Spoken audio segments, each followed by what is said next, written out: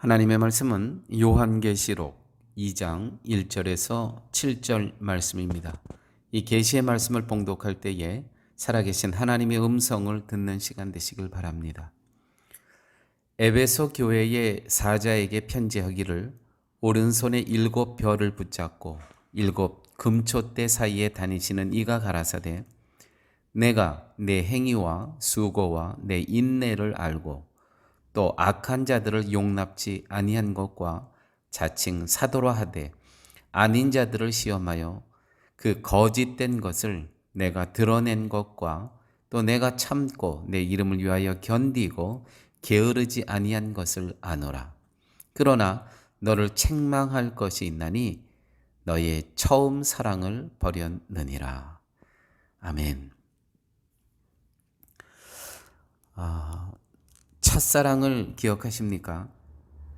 여기서 첫사랑이라 함은 지금 아내와의 첫사랑을 말하는 것이지 이미 다른 남자의 여인이 된 그 여인과 첫사랑을 이야기하는 것은 아닙니다. 또 첫사랑이라 그래서 지금 다른 여인의 남편 된 그 남자를 기억하라는 그 첫사랑이 아닙니다. 다 첫사랑을 기억하시죠. 오늘 본문에 그러나 너를 책망할 것이 있나니 너희 처음 사랑을 버렸느니라. 지금 예수님께서 하시는 말씀이 나와 신랑인 나와 신부인 교회인 너희와 그 첫사랑이 있었다는 거예요. 첫사랑. 그런데 그것을 버렸다는 겁니다.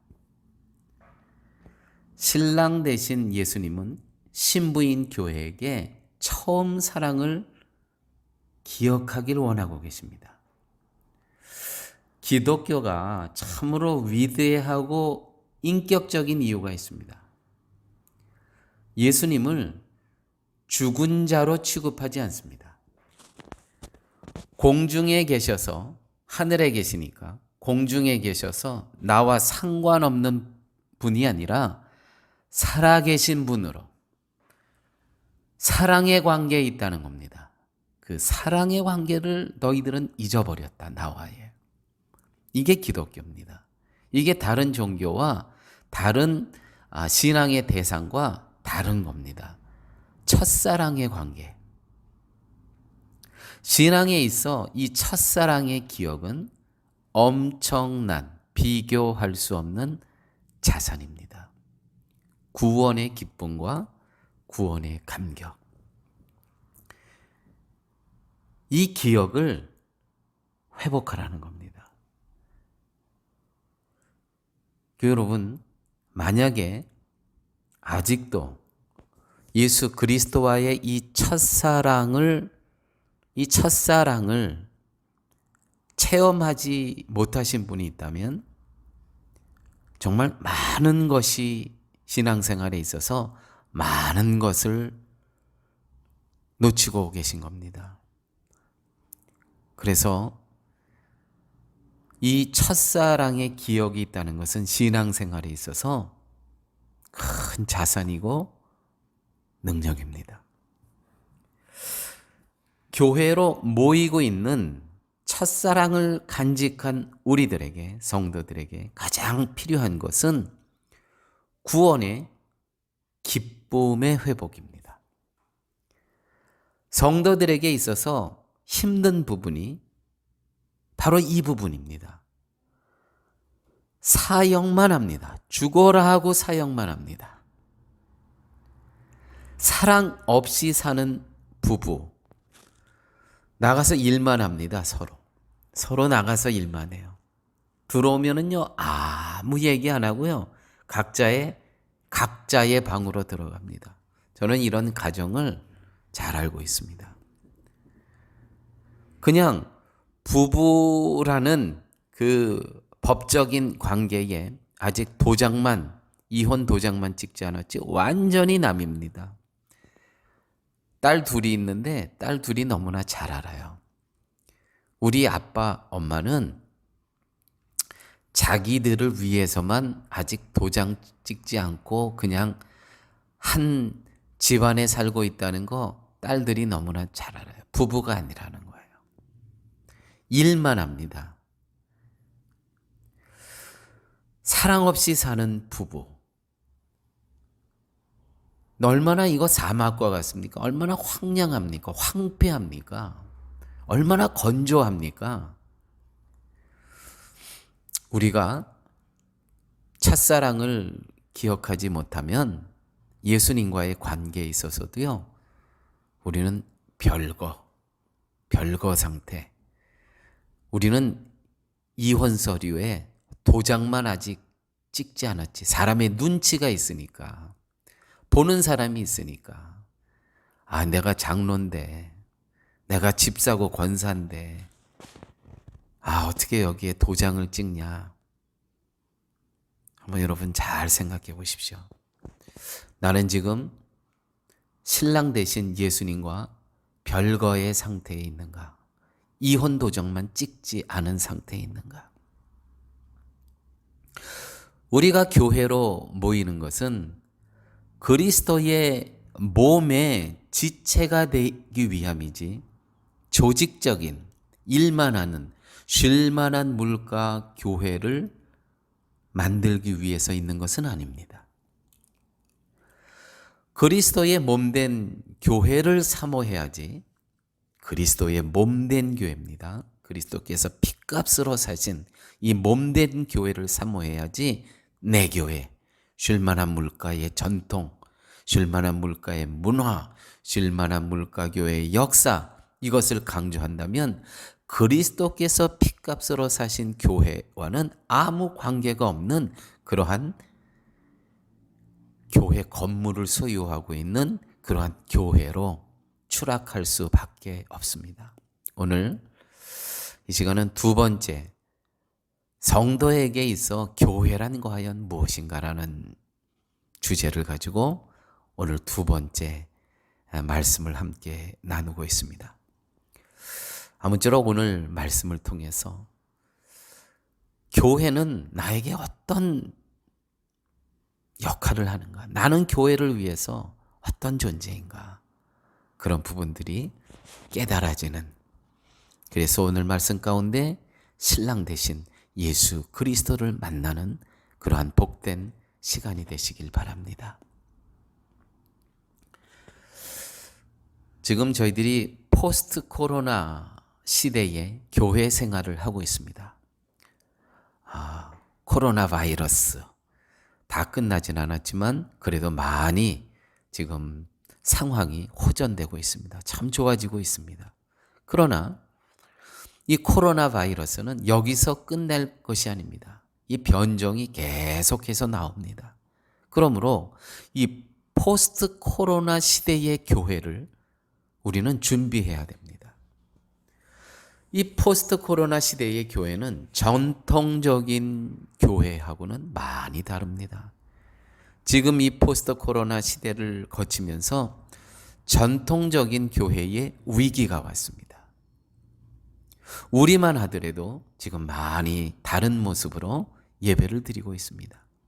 특별히 대면 예배와 대면 사역에 위기가 왔습니다. 늘 마주보고 함께 모여서 하고, 함께 모여서 예배드리고, 함께 모여서 사역하고, 함께 모여서 선교했던 이런 모든 전통적인 우리의 신앙 생활에 충돌이 왔다는 것이죠. 위기가 왔다는 것입니다. 교회는요, 두 가지의 모습이 있습니다. 오늘은 조금 어떻게 보면 신학교 강의와 같은 시간이 될 수도 있겠습니다. 교회는 두 가지의 모습이 있습니다. 첫째, 교회는 전통적인 교회. 이 전통적인 교회를 무시하는 거 절대 아닙니다. 왜요? 이 전통적인 교회를 통해서 여기까지 온 거예요. 2000년의 교회 역사가 있었습니다. 전통적인 그 교회의 역사의 이 모습으로 전통적인 교회가 있어요. 이 전통적인 교회의 모습은 첫째는 굉장히 조직적인 교회입니다. 조직. 이 조직을 통해서 교회가 운영이 됩니다. 대면 예배를 굉장히 소중히 여깁니다. 아니 오죽했으면 대예배라 그럽니다. 대예배라고 합니까? 주일 11시 예배를 대예배, 소예배. 이게 자그마한 2부 예배도 있고요. 꼭 11시 예배를 대예배라 그럽니다. 뭐 구역 예배도 있고 뭐 장례 예배도 있고 다 예배가 있는데 다 예배가 있어요. 그렇지만 주일에 드리는 11시 예배를 대예배라고 합니다. 한국 기독교인들은 대예배가 참 예배다. 또 직분 중심입니다. 대예배 중심이고요. 전통교회는. 그 다음에 직분 중심입니다. 직분 중심이라는 건 서열이 생긴다는 것이죠. 목사, 장로, 권사, 집사, 평신도. 이렇게 서열이 생겨요. 서열이. 이 하이라키, 이 분명한 위에서부터의 아래로 이렇게 줄이 서져 있다는 것이죠. 이게 전통적 교회의 모습이었습니다. 또한 전통적인 교회의 모습은 회의 중심입니다. 당회, 재직회, 공동회의, 뭐 무슨 성교회 모임, 또 전도 모임, 얼마나 회의가 많습니까? 회의 중심입니다. 회의 중심. 또 하나 전통적 교회의 어떤 중심이냐면 건물 중심, 예배당 중심입니다. 예배당 중심. 이게 전통적 교회의 모습이었습니다. 그런데 이 코로나 바이러스가 오면서 모든 상황은 바뀌어지지 않을래야 않을 수가 없었습니다. 왜요? 모일 수가 없으니까. 이 모든 것들은 전통적인 교회의 모습은 조직적인 교회, 대예배 중심, 직분 중심, 서열 중심, 회의 중심, 건물 중심은 모인다는 전제 아래 이 모든 것이 이루어졌거든요. 그런데 모이질 못하니까 이 모든 것 자체가 붕괴가 될 수밖에 없다는 것이죠. 우리가 기도해야 될 것은 이 코로나 바이러스가 완전히 종식이 되어서 옛날과 같이 돌아간다 그러면 얼마나 좋겠습니까? 대면 예배 굉장히 소중하고 생명 있고, 아니 모이지 않고 우리가 지금 경험하지만 우리가 지금 비대면으로 드리는 예배, 이게 예배랄 수 있겠습니까? 우리 솔직하게 같이 한번 우리의 현재의 예배의 모습을 한번 점검해 보세요. 그 예배라고 할 수 있겠습니까?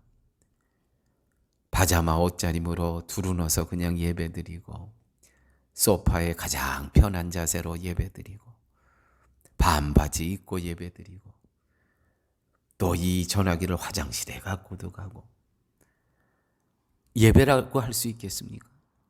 그런데 본의 아니게 지금 우리들은 할 수 없는 상황 가운데 이렇게 예배를 드리고 있다는 겁니다. 우리가 다시 대면 예배를 사모해야 되는 것은 맞습니다. 거기에 성령의 역동적인 역사가 일어나는 거예요. 그렇지만 상황은 포스트 코로나 시대의 교회를 우리가 준비해야 된다는 것이죠. 첫 번째는 전통적인 교회가 있었고요. 두 번째, 유기적인 교회가 있습니다. 유기적 교회, Organic Church라고 합니다. 이 유기적인 교회는 어떤 교회냐면 은사 중심 교회입니다. 은사 중심. 은사라는 것은 첫 번째 이 전통적 교회에서는 직분 중심, 서열 중심이 아니었습니까? 근데 여기서는 그런 것이 아무 중요한 게 아닙니다. 은사 중심. 과연 내가 갖고 있는 것으로 교회를 섬기는 겁니다. 어떤 사람은요, 컴퓨터를 너무너무 잘해요. 그러면 그 컴퓨터로 영상도 하고 녹음도 하고 교회에 필요한 서류도 만들고, 이 컴퓨터로요 교회를 섬기는 거예요. 은사 중심입니다. 내가 하나님께서 나에게 주신 선물, 나에게 갖고 있는, 어떤 분은요, 운동으로 교회를 섬겨요. 그래서 축구 선교회를 만듭니다. 아, 참 멋져요. 또 어떤 사람은요, 음악으로 교회에 오케스트라를 만들고요. 교회에 또 찬양대를 만들고요. 이렇게 은사로 또 교회에서요, 이 취미가 같은 분들이요, 같이 그 그룹 모임을 만들어요. 그래서 독서 클럽을 만들어요. 그래서 어떤 귀한 베스트셀러 그런 책들이 있으면 함께 나누는 거예요. 독서 클럽. 또 여행 클럽도 있어요. 그 모든 것들이요, 은사 중심입니다. 은사 중심. 또한 관계 중심입니다. 관계 중심. 전통적인 교회는요, 사역 중심이었어요. 사역 중심. 그런데 이 관계 중심인 거예요. 유기적인 교회는 관계 중심. 사람과 사람과의 소통의 관계, 나눔의 관계를 굉장히 소중하게 생각합니다. 특별히 말씀 나눈 시간, 기도 나눔 시간, 어떤 영적인 간증의 시간들, 어떠한 희생과 또 봉사와 이런 것들을 이 관계 속에서 서로가 나는 그리스도의 지체의 의미를 기억하면서 이 관계 중심으로 소통과 나눔을 나눕니다. 포도나무와 가지의 이 생명의 호흡의 관계죠. 영적인 사귐과 영적인 성숙을 매우 소중하게 생각합니다. 이 유기적인 교회죠. 에베소서 4장 11절에서 12절 말씀, 그가 혹은 사도로 혹은 선지자로 혹은 복음 전하는 자로 혹은 목사와 교사로 주셨으니 이는 성도를 온전케 하며 봉사의 일을 하게 하며 그리스도의 몸을 세우려 하심이라. 그리스도의 몸을 세우려 하심이라. 하나님께서 한 교회 공동체에 목사를 세우신 이유가 무엇입니까? 그리스도의 몸을 세우기 위함입니다. 목사가 자기 사람들을 자기 팔을 만들기 위해서 하나님께서 이 교회의 목사로 위임하신 것이 아니에요. 목사가 이 교회에 있는 유일한 목적은 무엇이냐면 그리스도의 몸을 세우기 위함입니다. 자, 사랑하는 교회 여러분, 이제 포스트 코로나 이후에 우리가 양쪽의 이 전통적 교회와 또 유기적 교회에 소중한 것은 우리가 세우고 이 시대에 정말 불필요한 것들은 과감히 버릴 수 있는, 전통적인 교회라고 해서 다 버릴 건 아닙니다. 다 버려서도 안 됩니다. 그렇지만 포스트 코로나 시대에 코비드-19 이후의 교회의 모습 가운데는 과감하게 버릴 것은 버려야 된다는 것이죠.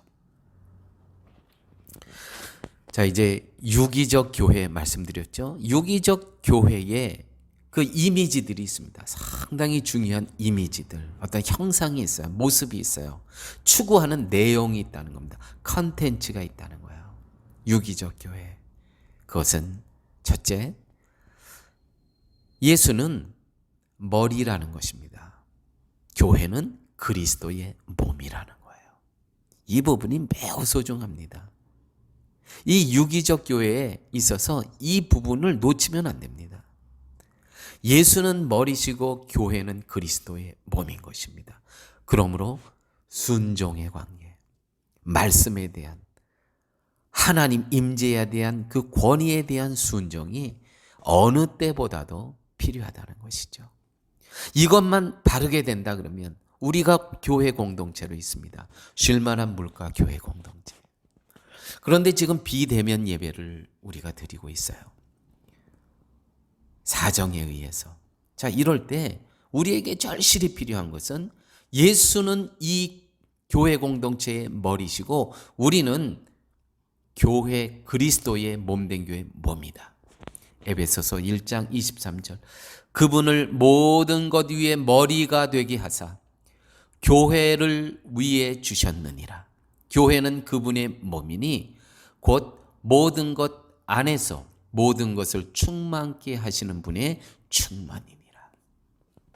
그러므로 교회 여러분, 우리가 가정에서 예배 드릴 때 기억하십시오.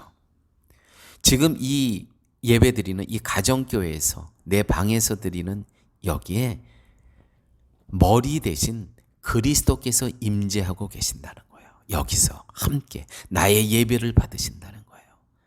그렇다면 파자마 바람으로, 반바지 바람으로, 화장도 안 하고 샤워도 안 한 이 엉망인 이 상태로 머리 대신 내 삶의 주인이십니다.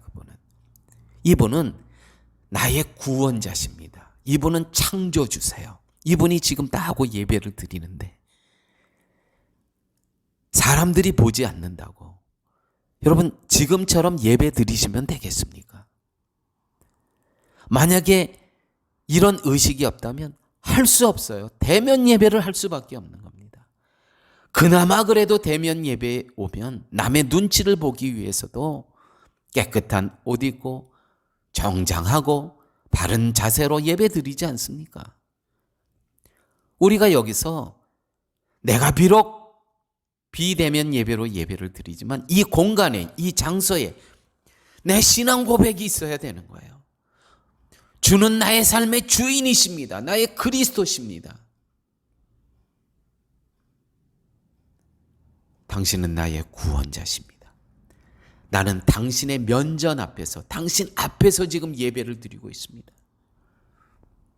무릎 꿇고 예배를 드리지 못하지만 적어도 정자세로 나의 몸과 마음을 정결한 상태로 예배를 드리셔야 되는 게 맞지 않습니까? 예수는 머리, 교회는 그리스도의 몸. 이 유기적인 교회의 이미지 중에 하나입니다. 두 번째, 이 유기적 교회. 다시 말해서 그리스도는 포도나무 나는 가지라는 그러한 유기적인 공동체의 교회 개념이 있다면 두 번째는 교회는 그리스도의 신부라는 것입니다. 다시 말해서 예수 그리스도께서는 나의 신랑이시고 나는 그리스도의 신부다. 교회가 신부다. 고린도 후서 11장 1절에서 2절 말씀입니다. 내가 너희를 정결한 신부로, 처녀로 한 남편인 그리스도께 드리려고 중매함이로다. 우리는요, 정결한 신부래요. 정결한 처녀래요. 순결을 지키고 있는, 거룩을 지키는. 그 남편이 누구냐면 그리스도. 그리스도 예수가 우리의 신랑이고 남편이래요. 자, 여러분, 우리가 우리의 신분이 무엇임을 전제로 하고 우리는 가정에서 예배를 드리고 한 주간의 삶을 사는 것입니다. 이 전제가 있어요. 그리스도는 나의 신랑이고 나는 신부다. 자, 나의 신랑은 우주를 창조하신 정말 권세 있는 악한 사단의 마귀를 승리하신 그분의 권세가, 신부는 당연히 아무 일들 안 했더라도 신랑인 그 권세를 그대로 받는 거예요. 그런 관세가 있는 거예요, 우리 교회는. 왜요? 신랑 대신 예수께서 다 이루셨기 때문에. 그런데 우리가 드려야 할 것이 있다는 것입니다. 신부로서 신랑에게. 그것은 구별됨, 거룩입니다. 거룩을 다른 말로 구별됨.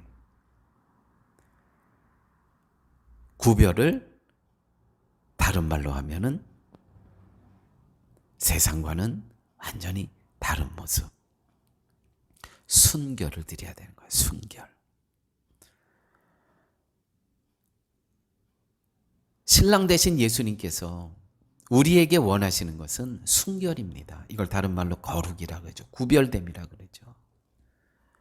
세상도 좋고 그리스도도 좋고 남편도 좋고, 아니, 그거를 원하시는 거예요. 예수님께 원하시는 것은 구별됨. 나만 바라보는 거예요. 내가 너를 위해서 십자가에 너의 모든 죄값을 치른 나이기 때문에 당연히 요구할 수 있는 거 아닙니까? 그 은혜를 잊고 살아가는 우리들은 신랑 되신 예수를 위해서 우리가 어떻게 사랑하며 살아가야 되겠습니까? 자, 다시 한번 이 유기적인 교회의 이미지. 첫째, 예수는 머리, 교회는 그리스도의 몸.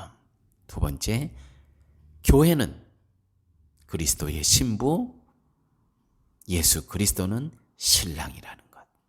세 번째, 교회는 하나님의 가족이라는 것입니다. 하나님의 가족. 에베소서 2장 19절 말씀입니다.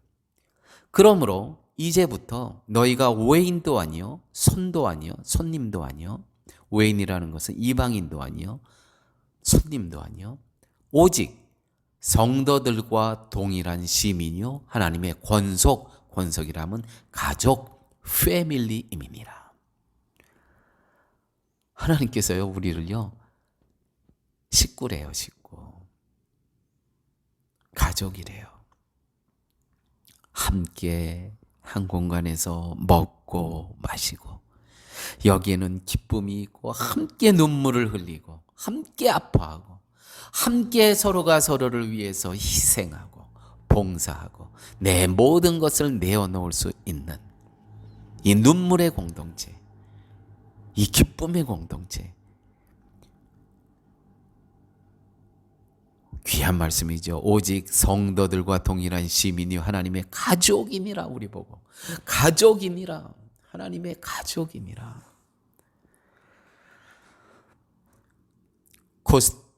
포스트 코로나 이후에 우리가 앞으로도 대면 예배를 못 드리고 계속 비대면으로 사역하고 선교하고 예배 드리는 날들이 많을 겁니다. 그러나 어떤 전제가 있어야 되냐면 이 유기적 교회의 세 가지 이미지.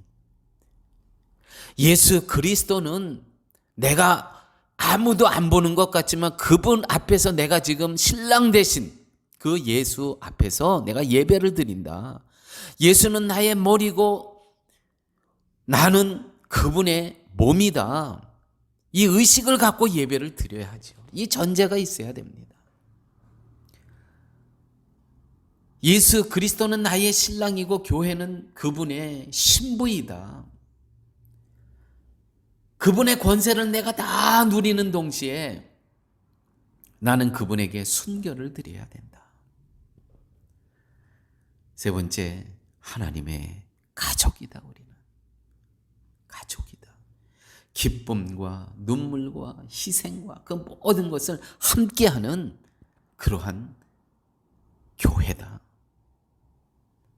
고린도서 5장 15절 말씀입니다. 저가 모든 사람을 대신하여 죽으심은 산자들로 하여금 다시는 저희 자신을 위하여 살지 않고 오직 저희를 대신하여 죽었다가 다시 사신 자를 위하여 살게 하려 함이니라. 아멘. 이러한 성도들이 모인 것이 바로 교회 공동체라고 하는 것입니다. 이제는 나 자신을 위하여 살지 않고 오직 나를 대신하여 죽었다가 사신 그분을 위해서 살아가는 그 공동체, 이것이 바로 교회 공동체라는 것이죠. 이 공동체로 살기 위해서 첫사랑을 기억하라는 것입니다. 다 우리 누구나가 첫사랑에 구원의 기쁨이 있었습니다. 그분과의 만났을 때에 몇 날 며칠 울고 그 감격과 기쁨과 그 놀라운 그분의 나를 구원하심에 대한 세상에서 비교할 수 없는 그 희열, 영생에 대한 기쁨이 있었다는 것이죠. 그 기쁨을 잃어버리지 말라는 거예요. 그 기쁨을 잃어버리지 않을 때 예수는 나의 머리시고 나는 그분의 몸이고, 그 첫사랑을 기억할 때 예수는 나의 신랑이시고 나는 그분의 신부이고, 그 첫사랑을 기억하게 되면 나는 영원한 하나님의 가족임을 기억하면서, 비대면 사회이지만 나 홀로 있을 때라도 이 영적인 존귀함을 지키며 살아갈 수 있다는 것이죠. 그래서 개인이 교회가 된다는 것입니다. 이제 다시는 저희 자신을 위해서 살지 않고 오직 나를 대신하여 죽었다가 다시 사신 자를 위해서 사는 삶을 살 수 있다는 것이죠. 이러한 삶을 사시기를 예수님의 이름으로 축원드립니다. 아버지 하나님, 감사합니다. 생명의 말씀을 주셨습니다. 첫사랑을 기억하며 구원의 기쁨과 구원의 감격을 잃지 않게 살아갈 수 있게 하여 주시고, 예수는 머리 되시고 예수는 나의 신랑 되시고 나는 하나님의 가족됨을 잃지 않고 살아갈 수 있는 저희의 삶 되게 하여 주옵소서. 아버지 하나님, 비대면 예배로 예배드리고 사역하고 살아가지만 하나님, 영적인 존귀함을 상실하지 않도록 늘 인도하여 주옵소서. 예수님 이름으로 기도드렸습니다. 아멘.